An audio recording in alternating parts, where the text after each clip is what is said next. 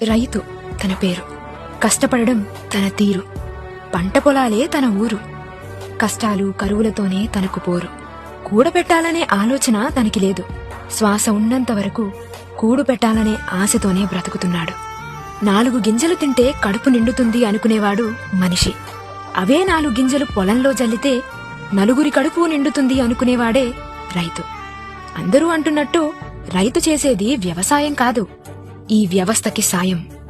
మరి రైతుకి ఈ వ్యవస్థ ఎంతవరకు సాయం చేస్తుంది? దేశం గెలవాల్సింది స్టేడియంలో మాత్రమే కాదు, పచ్చని పంట పొలాల్లో. వికెట్ పడితే దేశం ఓడిపోతుందనే దేశభక్తులారా, దేశానికి అన్నం పెట్టే రైతు దేహాలెన్నో పడిపోతున్నాయని గుర్తించండి. 100 పరుగులు చెయ్యాలని దేవుణ్ణి మొక్కుతున్నారు కదా, మీకు తెలిసిన రైతు కూడా 100 బస్తాలు పండించాలని కోరుకోండి. రైతే రాజు అన్నమాట నిజమవ్వాలని ఆశిద్దాం. అన్నదాత